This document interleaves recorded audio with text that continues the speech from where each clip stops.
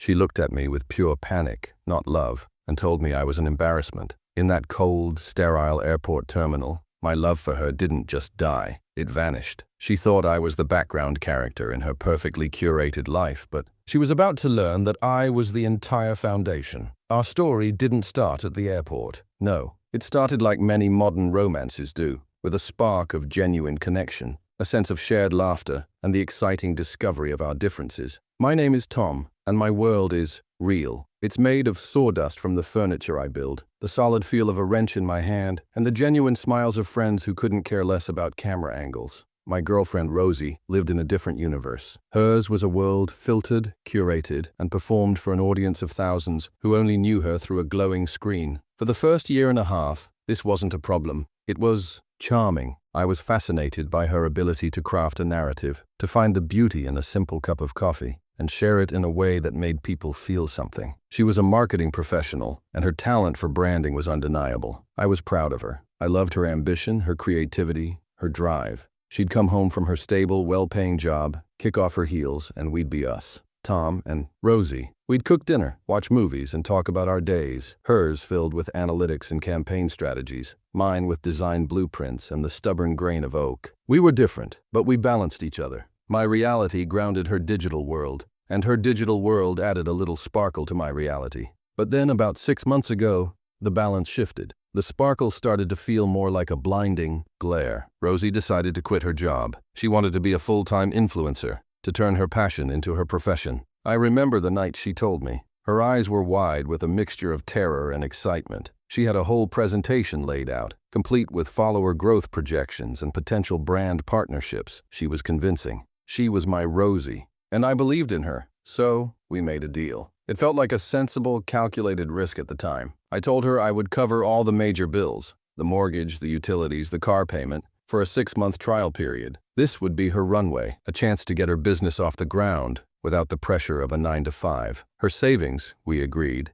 would be for her business expenses, the camera gear, the editing software, the props for her shoots. I wasn't signing a blank check for life. I was investing in her dream. I was investing in us. Almost immediately, the lines began to blur. Her business expenses started looking suspiciously like lavish shopping sprees at high-end boutiques. New outfits for a single post, expensive skincare for a 30-second video, brunches at the most Instagrammable cafes in the city. When I'd gently question a particularly extravagant purchase, she'd wave it off with a casual, "It's for the brand, Tom. You have to spend money to make money." But the money wasn't being made. My bank account was shrinking, and my patience was wearing thin. The arrangement felt less like a partnership and more like I was the silent, unseen producer of her one-woman show. The house, my house, transformed. The spare bedroom became her filming studio, a chaotic explosion of ring lights, tripods, and fast-fashion clothing still in its packaging. Our living room was no longer a place to relax, but a potential backdrop for her next post. Even I became a prop. "Can you hold this reflector? Can you take a candid shot of me laughing? Can you be quiet? I'm filming a story."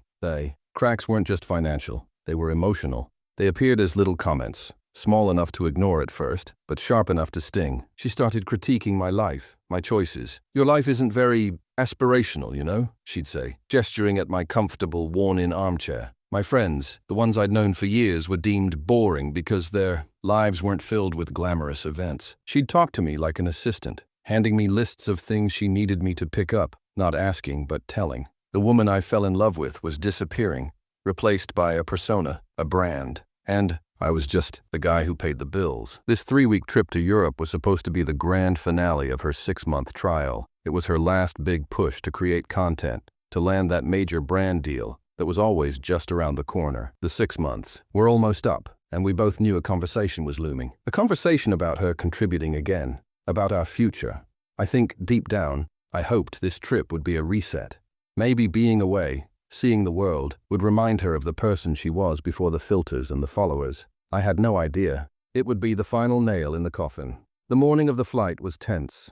The air was thick with unspoken resentments. I'd been up since dawn, helping her pack 3 oversized, ridiculously heavy suitcases. It was a comical amount of luggage for one person, each bag a carefully curated collection of outfits, accessories, and products for her European content saga.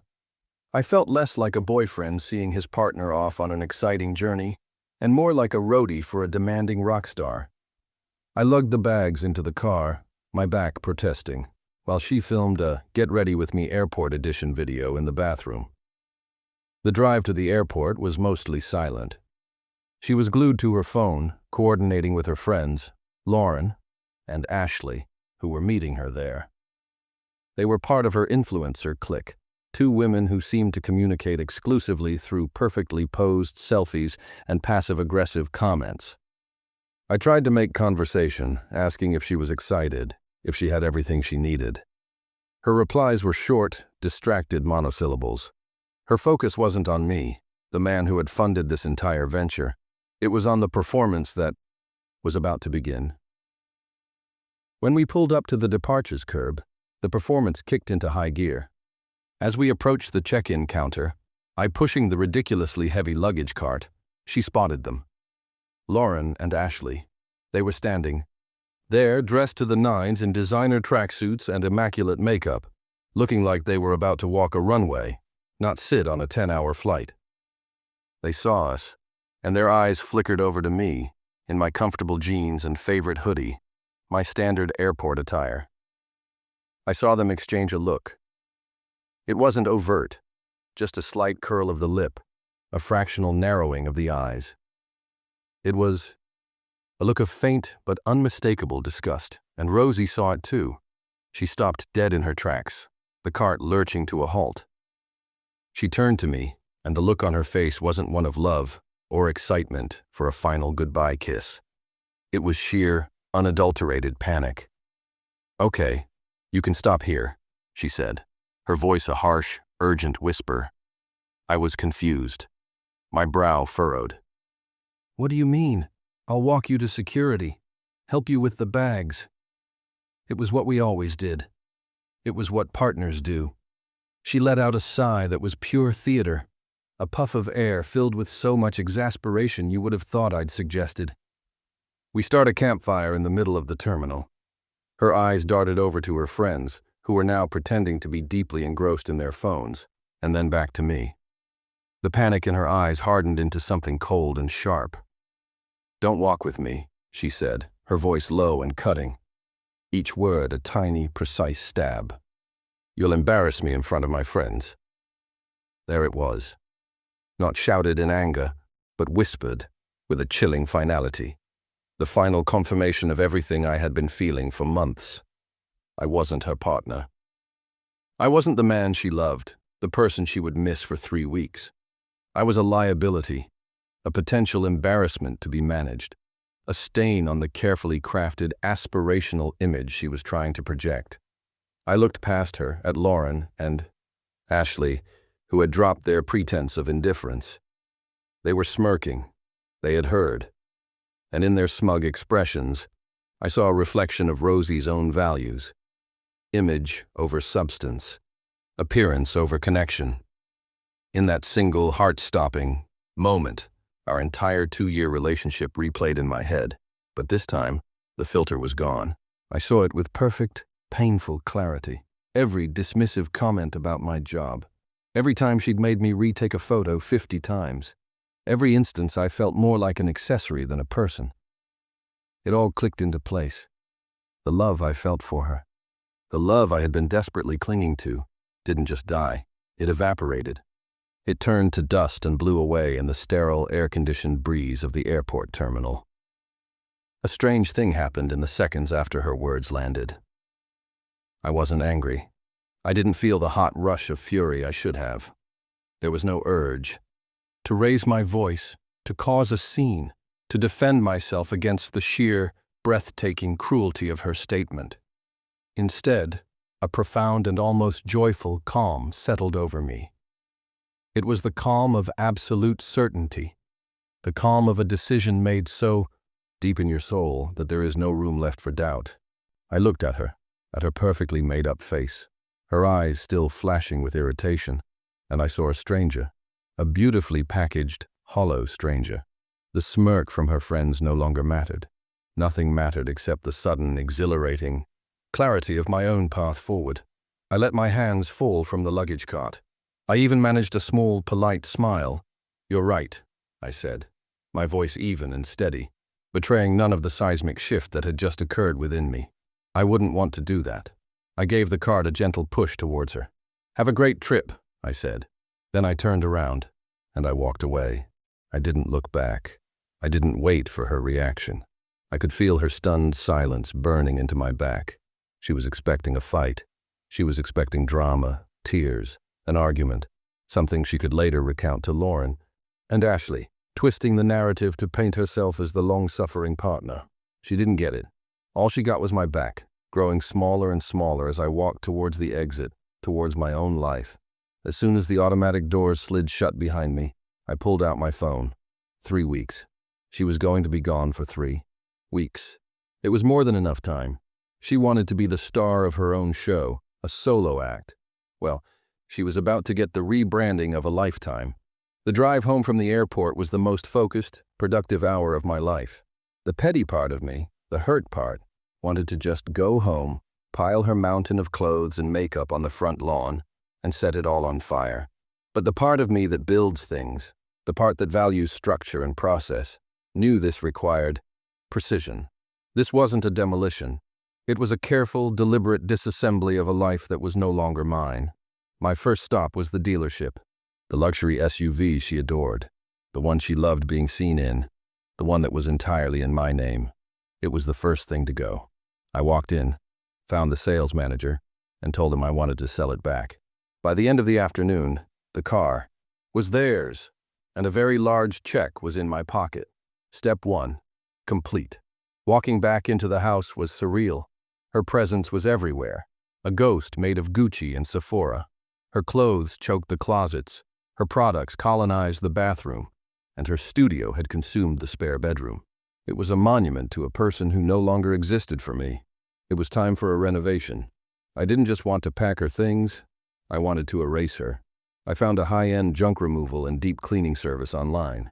I explained the situation with blunt honesty. "I want every single item that isn't mine removed from this house," I told the man on the phone. "Closets emptied, bathroom cleared, spare bedroom gutted. Then, I want the entire place deep cleaned until it smells new." They quoted a price. I told them I'd pay double if it was all done by the end of the next day. They agreed.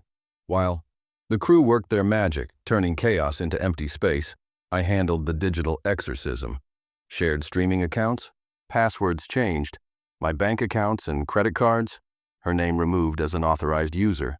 Then I found the login for her influencer business website. I didn't delete it. That would be too simple. I went into the back end and quietly changed the contact email and recovery phone number to my own.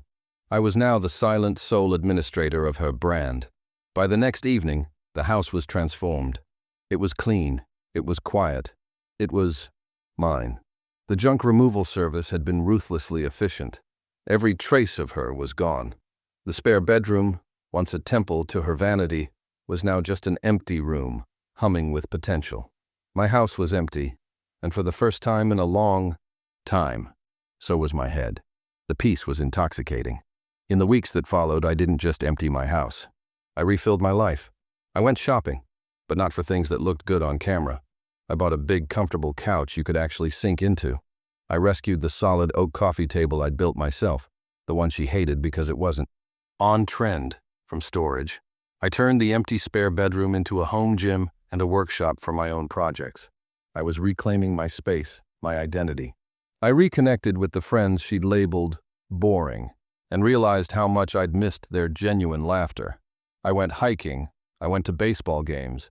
I started living a life that didn't need to be photographed to be enjoyed. The day before her flight home, I sent a single email. The subject: important information regarding your return. It was short, professional, and brutally to the point.